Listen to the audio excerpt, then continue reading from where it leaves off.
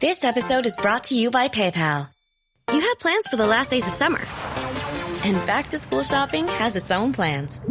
School supplies, dorm essentials, your list doesn't stop. Neither does the spending. But when you pay in full with PayPal, you can pay over time. No interest, no fees. Check out with PayPal and get back to summer. Subject to approval. Learn more at paypal.com/payinfor. PayPal Inc. NMLS 910457. This episode is brought to you by Nordstrom.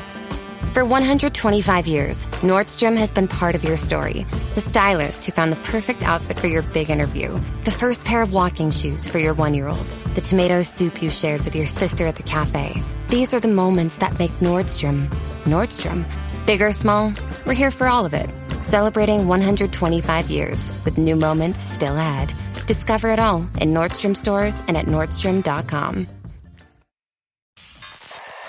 Low energy, unfocused, foggy? You might be dehydrated. Whether it's hot yoga, over 100-degree weather, or too much sun. Gatorlight, with a specialized blend of 5 electrolytes, was scientifically designed to help move fluids into the body faster for rapid rehydration. Shop now at retailers nationwide. Gatorlight hydrates faster than water. Is it in you? Symptoms noted are signs of mild to moderate dehydration. Consult a healthcare professional if symptoms persist. From the Fifth Quarter Studios in Madison, Wisconsin, you're listening to Coach Unplugged. And now, hey everybody, welcome to Coach Unplugged episode. I have no idea, but before we get going, I'd like to big a shout out to our 2 sponsors. First of all, Dr. Dish, the #1 shooting machine on the market. Go over, mention Coach Unplugged, they'll give you $450 off, and they'll take really good care of you. Before I forget too, if you like this podcast, go over and check out some of our other ones like High School Hoops, Coaching Youth Hoops, 5-Minute Basketball Coaching Podcast. If you're looking for that one defense that will work against anybody, the Funnel Down Defense Podcast, the Rule of 3 offense that will work at any level, go over and check those out. Leave a 5-star review. We would like those.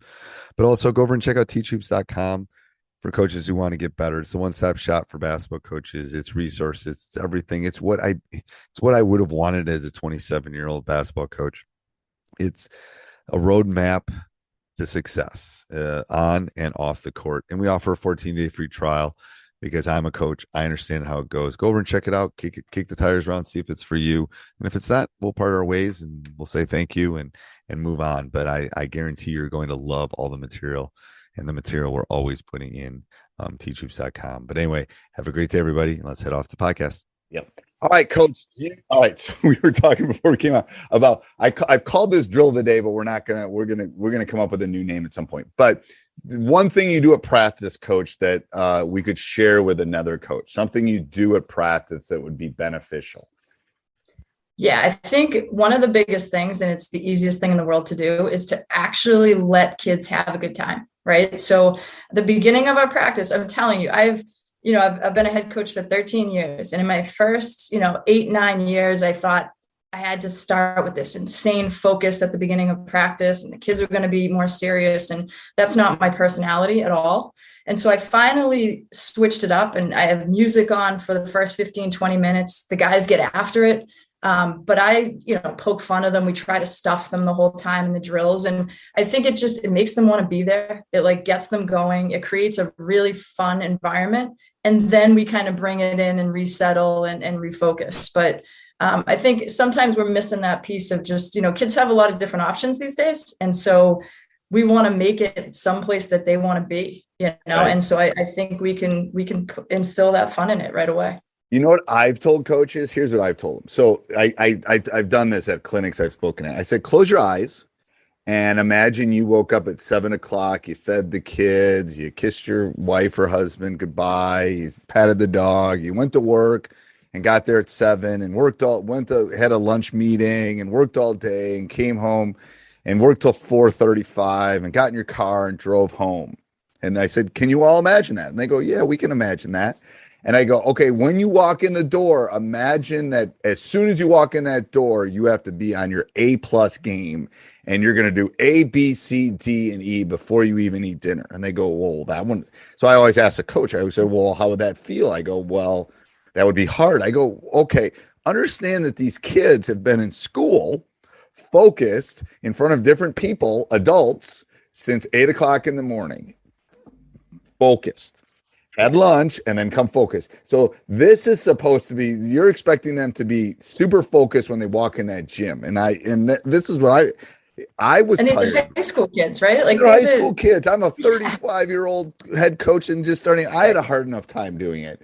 So I do the exact same. I don't put the music on because I can't figure out the whole thing. Our AD, if he's listening, needs to fix the music thing. Anyway, it's all messed up. It was good for a time, but I'm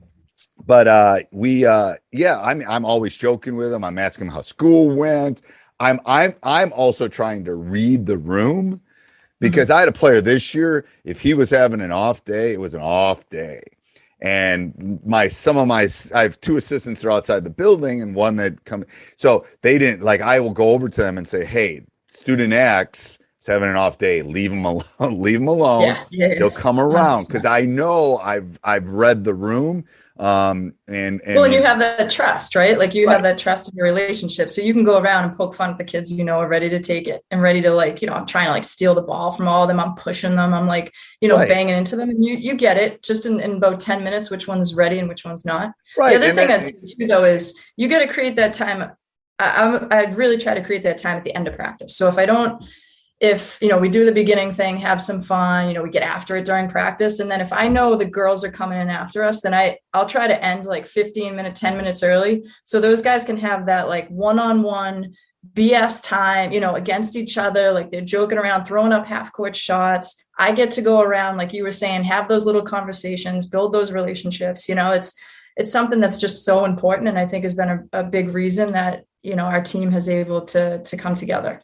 Yeah. The locker room, we have a really nice locker room that we redid maybe about 10 years ago. So I really try to leave that locker room as their space too.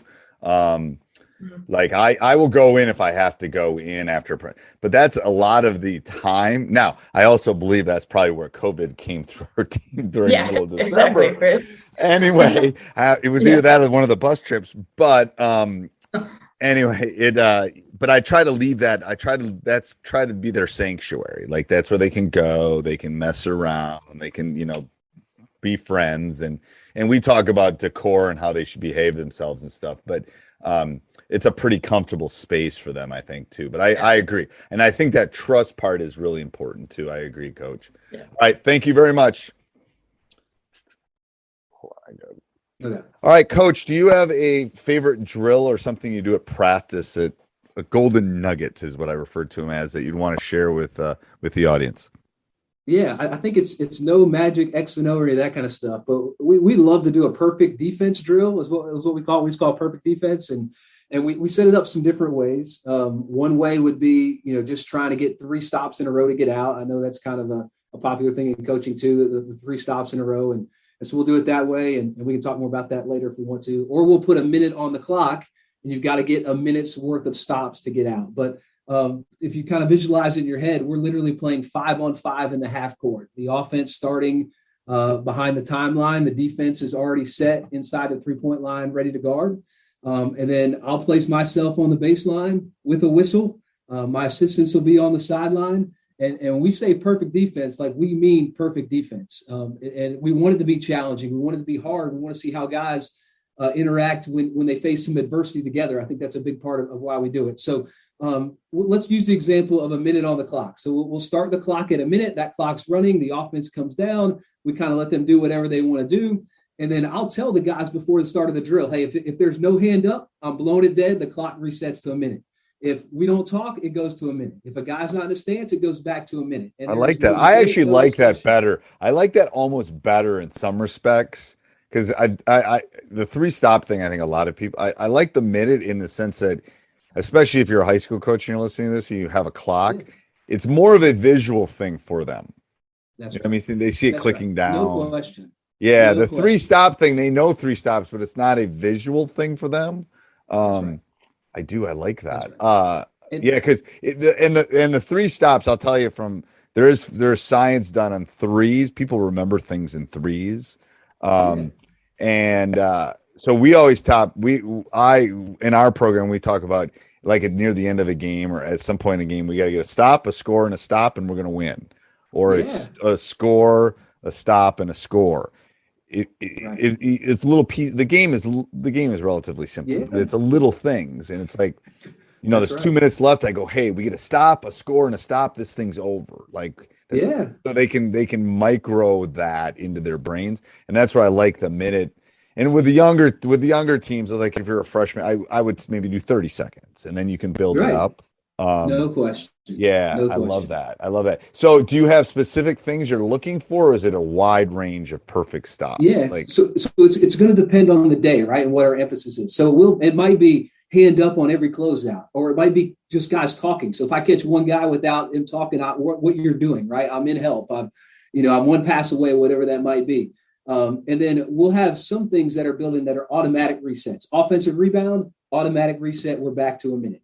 The other reason I like the clock, you talked about the clock, is we can do late clock situations too. So if it gets under 5, we might do a baseline out of bounds.